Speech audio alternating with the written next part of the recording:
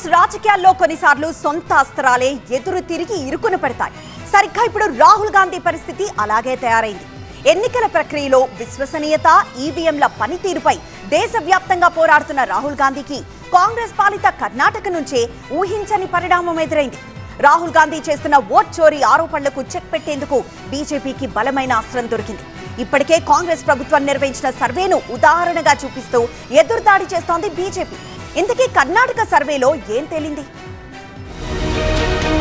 రాహుల్ గాంధీకి మైక్ దొరికితే చాలు ఎన్నికల ప్రక్రియలో విశ్వసనీయత, ఈవీఎంల పనితీరుపై అనుమానాలు వ్యక్తం చేస్తూ తీవ్ర ఆరోపణలు చేస్తూ వస్తున్నారు. రాహుల్ లేవనెత్తిన ఈ అంశాలపై కర్ణాటక ప్రభుత్వం నిర్వహించిన సర్వే నీళ్లు పోసింది. ఆ సర్వేలో రాష్ట్రంలోనే మెజారిటీ ప్రజలు ఎలక్ట్రానిక్ ఓటింగ్ మిషన్లను విశ్వసిస్తున్నట్లు తేల్చడం చర్చనీయాంశంగా మారింది. 2024లో జరిగిన ఎన్నికల్లో ఓట్ చోరీ జరిగిందా, ఫలితాలు కరెక్టేనా కాదా అనే అంశంపై కర్ణాటక ప్రభుత్వ ఏజెన్సీ కేఎంఈఏ గతేడాది ఆగస్టులో సర్వే నిర్వహించింది.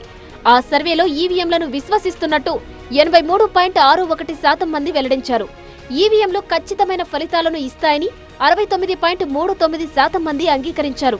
గత ఏడాదితో పోలిస్తే ఈ నమ్మకం ఇంకా పెరిగిందని సర్వే తెలిపింది.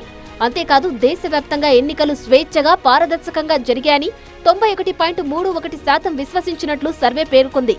దాదాపు 95% మంది పేర్లు ఓటర్ లిస్టులో కరెక్టుగా ఉన్నాయని సంతృప్తి వ్యక్తం చేశారు. ఈ సర్వేలో 102 అసెంబ్లీ నియోజకవర్గాలకు చెందిన దాదాపు 5,100 మంది పాల్గొన్నారు. ఈ సర్వే రిపోర్టు బయటకు రాగానే బీజేపీ నేతలు రాహుల్ గాంధీపై ఒక్కసారిగా విరుచుకుపడ్డారు. సొంత పార్టీ అధికారంలో ఉన్నా కర్ణాటక ప్రభుత్వమే రాహుల్ గాంధీ అబద్దాలను బయటపెట్టిందని బీజేపీ నేతలు విమర్శిస్తున్నారు. ప్రజలకు ఈవీఎంలపై పూర్తి నమ్మకం ఉందని ఈ సర్వే స్పష్టం చేస్తోందని తెలిపారు. ప్రజాస్వామ్యంలో ఇలాంటి డ్రామాలకు తావులేదన్నారు. గెలిచినప్పుడు విజయాలను ఆస్వాదిస్తూ ఓడిపోయినప్పుడు మాత్రం ఈవీఎంలను కాంగ్రెస్ తప్పుపడుతోందని, వారిది సైద్ధాంతిక రాజకీయాలు కావని, వెసులుబాటు రాజకీయాలని విమర్శించారు. మొత్తంగా రాహుల్ గాంధీ ఇంటా బయట ఓట్ చోరీ, ఈవీఎంలపై యుద్ధం ప్రకటించిన సమయంలో కర్ణాటక సర్వే రిపోర్ట్ ఒక పెద్ద రియాలిటీ చెక్ ఇచ్చింది. సొంత పార్టీ ప్రభుత్వం ఇచ్చిన డేటాను ఇప్పుడు కాంగ్రెస్ ఎలా సమర్థించుకుంటుందో చూడాలి.